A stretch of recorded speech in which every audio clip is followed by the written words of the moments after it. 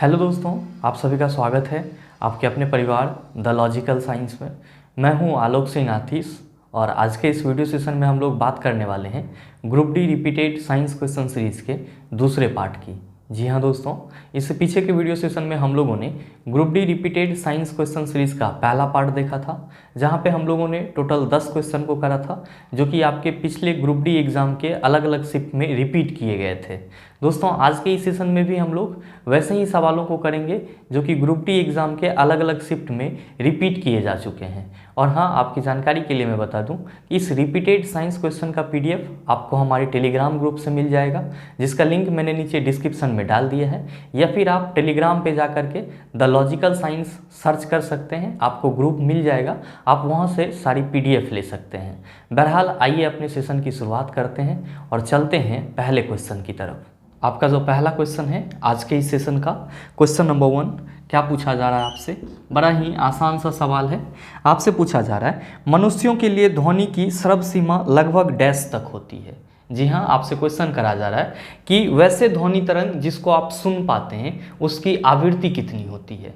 आप सभी कहेंगे सर वैसे ध्वनि तरंग जिसको हम लोग सुन पाते हैं उसको श्रव्य ध्वनि तरंग कहते हैं, यानी कि ऑडिबल साउंड वेव कहते हैं। जी हाँ, आप सभी इस चीज़ को पढ़ते रहते हैं, याद करते रहते हैं कि सर जिस ध्वनि तरंग को हम लोग सुन पाते हैं उसको क्या कहते हैं, तो श्रव्य ध्वनि तरंग कहते हैं। और इसी को इंग्लिश में क्या कहते हैं गुरुजी?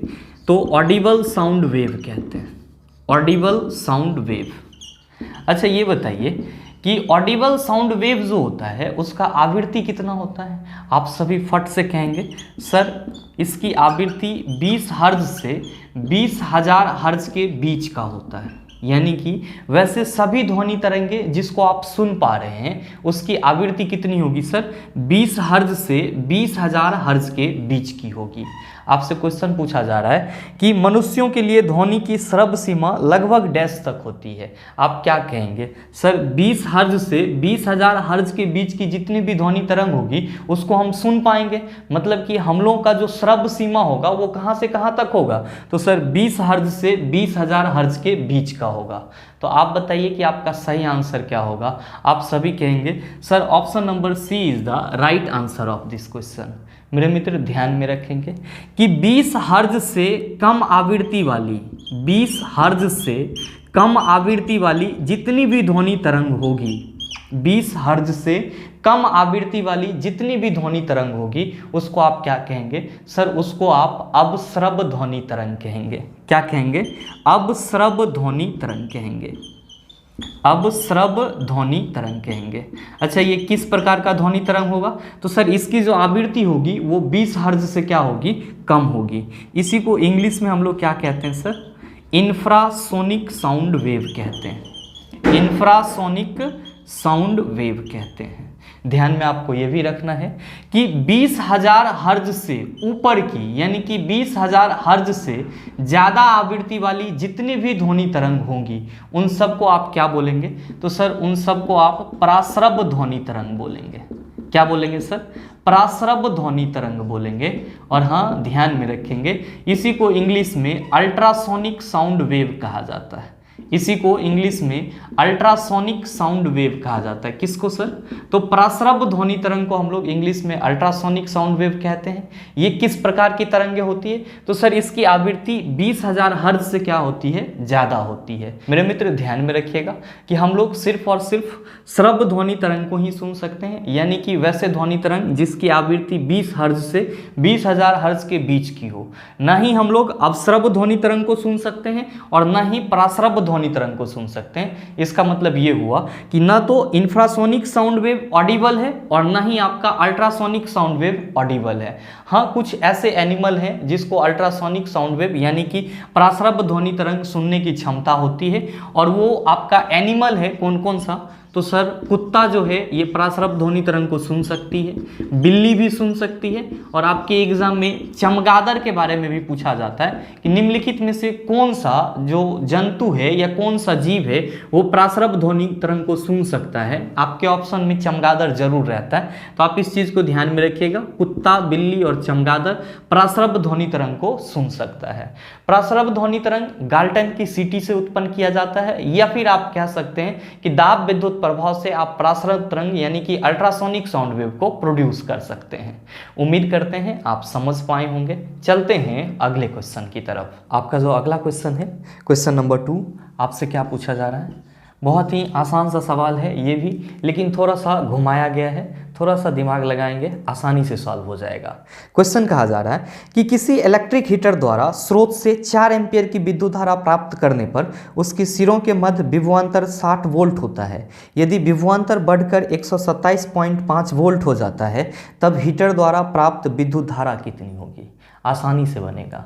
मेरे मित्र हमेशा ध्यान में रखना है, जब भी न्यूमेरिकल क्वेश्चन बनाएंगे तो क्वेश्चन को पढ़ के पहले क्वेश्चन के अंदर जो डेटा दिया हुआ है उसको समझने का कोशिश करेंगे, और अगर आप क्वेश्चन के अंदर का डाटा समझ लेते हैं तो क्वेश्चन को आप चुटकी में बना सकते हैं। ध्यान दीजिएगा, क्वेश्चन में क्या कहा जा रहा है कि किसी इलेक्ट्रिक हीटर द्वारा स्रोत से 4 एम्पीयर की विद्युत धारा प्राप्त करने पर उसके सिरों के मध्य विभवांतर 60 वोल्ट होता है। मेरे मित्र मान लीजिए कि ये आपका एक इलेक्ट्रिक हीटर है। ये क्या है सर, एक इलेक्ट्रिक हीटर है, और इसको किसी स्रोत से कितना एम्पियर का धारा मिल रही है सर, 4 एम्पियर का धारा मिल रही है।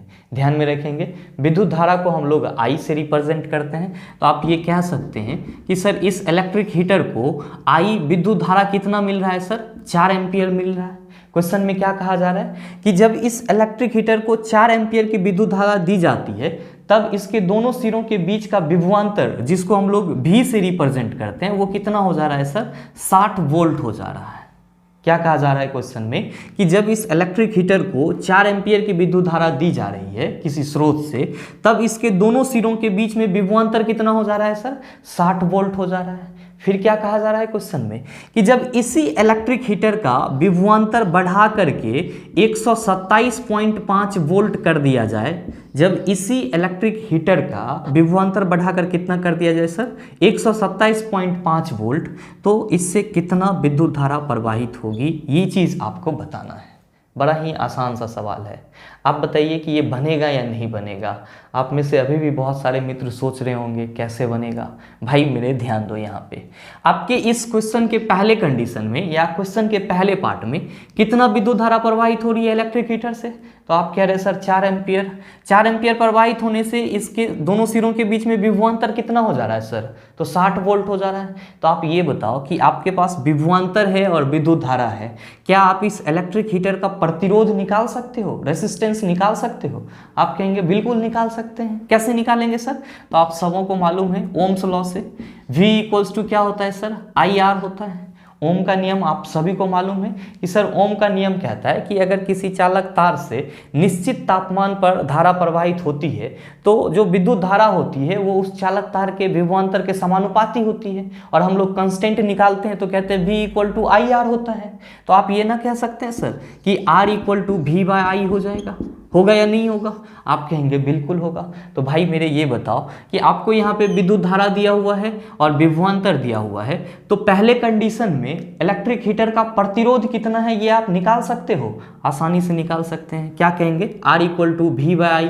आपका पोटेंशियल डिफरेंस विभवांतर कितना है, 60 वोल्ट, विद्युत धारा कितना है, 4 एम्पियर। तो जब आप इसको डिवाइड करेंगे तो आप कहेंगे सर कि इस इलेक्ट्रिक हीटर का प्रतिरोध कितना होगा सर, यानी कि रेसिस्टेंस कितना होगा, तो सर 15 ओम हो जाएगा। कितना होगा सर, 15 ओम हो जाएगा।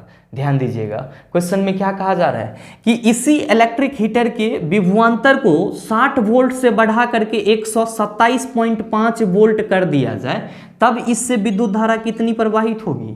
मतलब ये हुआ कि इस इलेक्ट्रिक हीटर के प्रतिरोध में कोई परिवर्तन नहीं हो रहा है, प्रतिरोध इसका सेम है, सिर्फ और सिर्फ इसका विभवांतर बढ़ाया जा रहा है। मतलब ये हुआ सर कि हमसे जो क्वेश्चन के दूसरे भाग में ये पूछा जा रहा है कि जब विभवांतर बढ़ा करके 127.5 वोल्ट कर दिया जाए तो विद्युत धारा कितनी होगी। इसका मतलब ये हुआ कि सर हम यहाँ पे R = 15 ओम ले सकते हैं, क्योंकि इलेक्ट्रिक हीटर का प्रतिरोध क्या है सर, समान है। अब आप बताइए कि अब विद्युत धारा कितना प्रवाहित होगा, बनेगा या नहीं बनेगा, बिल्कुल बन जाएगा।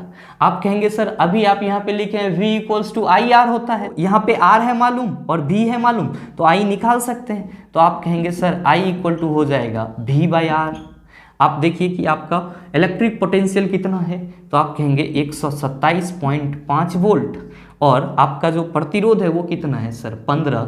आप इसको यहाँ से पॉइंट हटाइए, नीचे 0 आ जाएगा। अब आप 1275 को 150 से डिवाइड कर दीजिए, तो आप कहिएगा सर 8 बार में लगा देते हैं, 8 0 8 5 40 और 1 8 8 4 12, ये हो जाएगा आपका 75 और नहीं है पॉइंट डालिए और ये आपका हो जाएगा 15 5 75, ये कैंसिल, यानी कि 8.5 एम्पियर।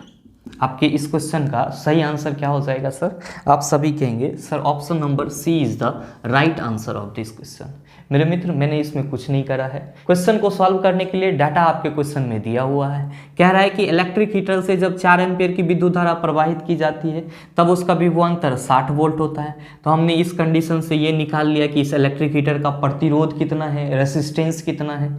फिर दूसरे भाग में क्या कहा जा रहा है कि इसी इलेक्ट्रिक हीटर का जिसका प्रतिरोध 15 ओम है उसका विभवांतर 127.5 वोल्ट कर दिया जा रहा है, तो इससे कितना विद्युत धारा प्रवाहित होगी। तो भाई मेरे यहाँ पे विभवांतर भी मालूम है, प्रतिरोध तो समान ही रहेगा, विद्युत धारा हम यहाँ से निकाल लिए I = V/R से।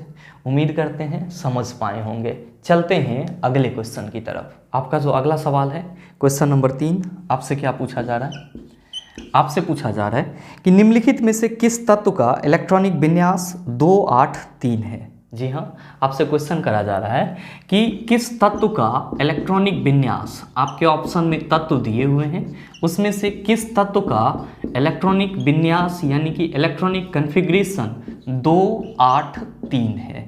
जबकि आपका ऑप्शन क्या क्या है सर, तो सर आपका ऑप्शन है मैग्नीशियम, नेक्स्ट है आपका ऑप्शन एल्युमिनियम और फिर है आर्गन और फिर है आपका सोडियम। ध्यान रखिएगा सोडियम का सिंबल Na होता है, क्योंकि इसका जो सिंबल है ये इसके लैटिन नेम नाइट्रियम से लिया गया है।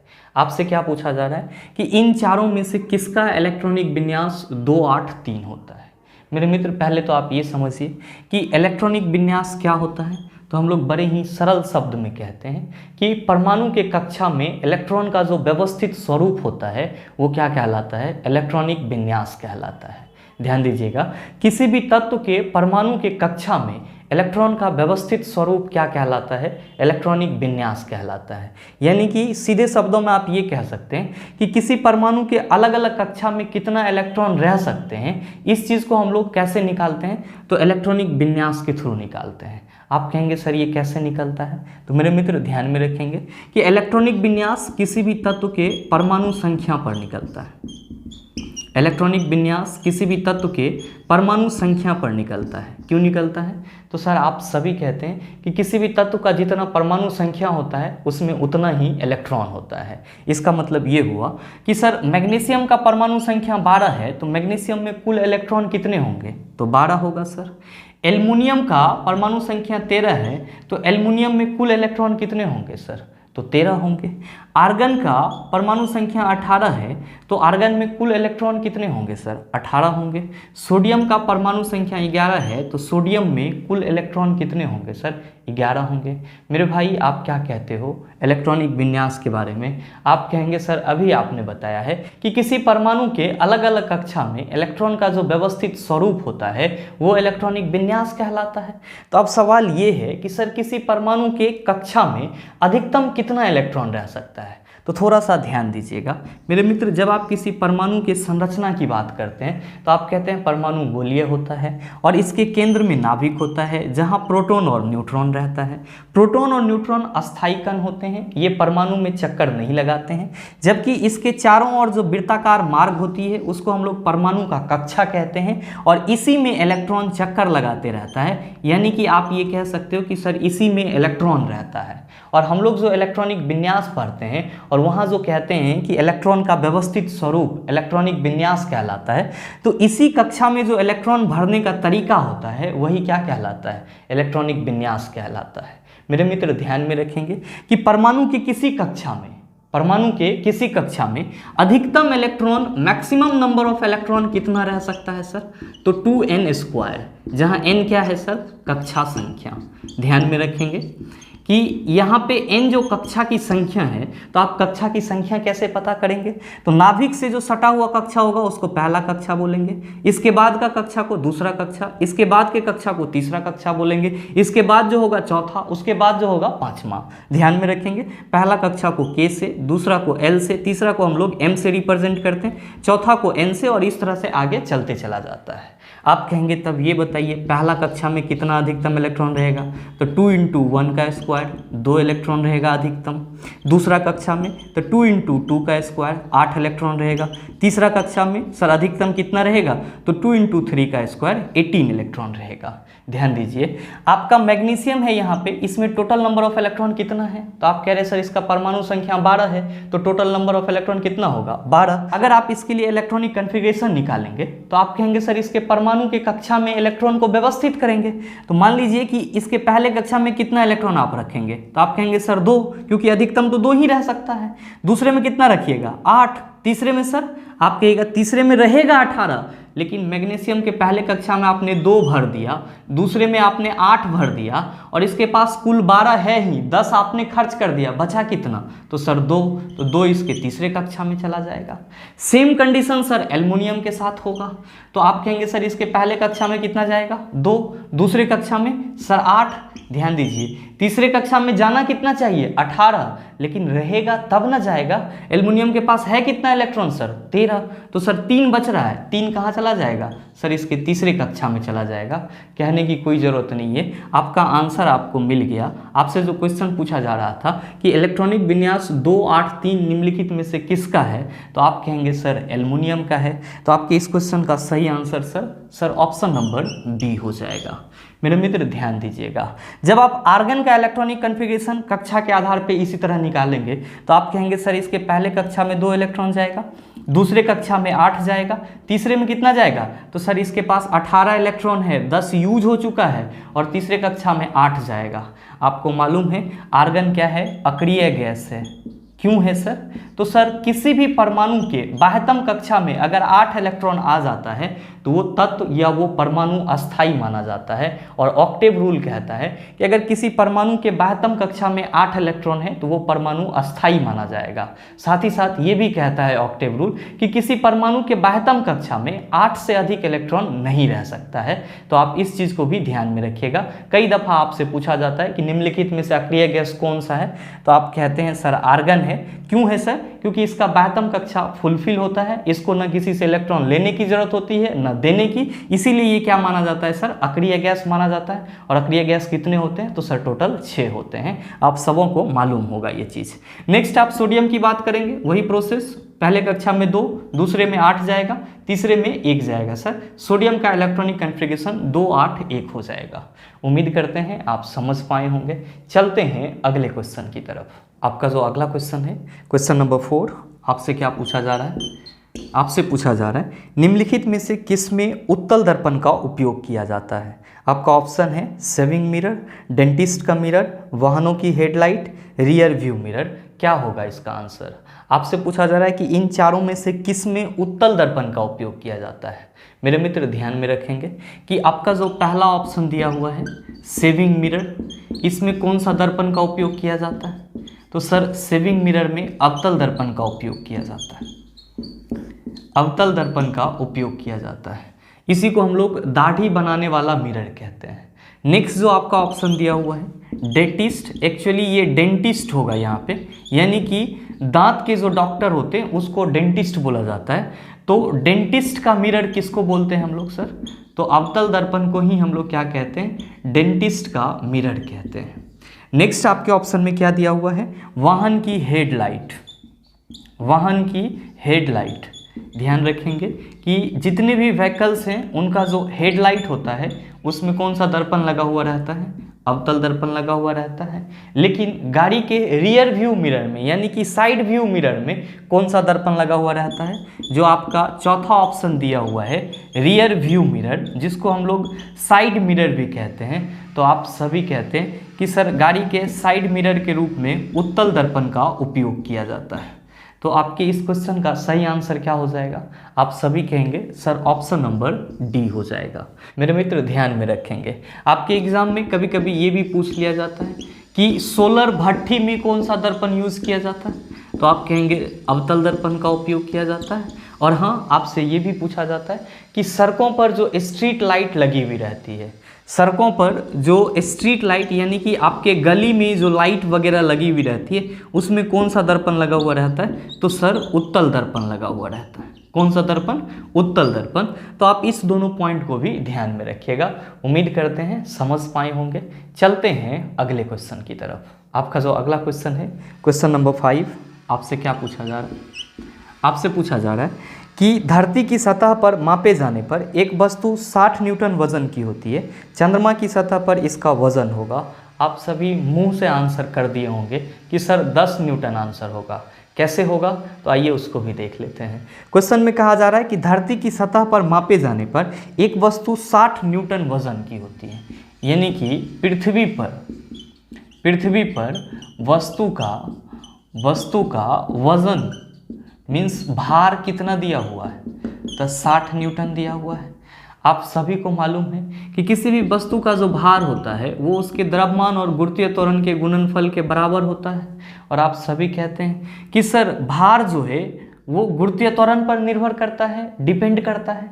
आपसे क्वेश्चन पूछा जा रहा है कि इसी वस्तु का चंद्रमा पर वजन कितना होगा? इसी वस्तु का चंद्रमा पर वजन या भार कितना होगा? मेरे मित्र आप सबों को मालूम है कि चंद्रमा पर जी का वैल्यू क्या होता है सर? पृथ्वी के जी का वैल्यू का 1/6 होता है। तो इसका मतलब ये हुआ कि पृथ्वी पर जो भार होगा वो चंद्रमा पे क्या हो जाएगा? 1/6 हो जाएगा। तो भाई मेरे पृथ्वी पर कितना भार है वस्तु का? 60 न्यूटन। आप कह रहे हो सर चंद्रमा पे जी का वैल्यू 1/6 हो जाता है पृथ्वी के जी के वैल्यू का। तो 60 गुना 1/6, 6 दाहें 60, कितना आ जाएगा सर? 10 न्यूटन। आपका आंसर क्या हो जाएगा? आप सभी कहेंगे सर ऑप्शन नंबर ए हो जाएगा।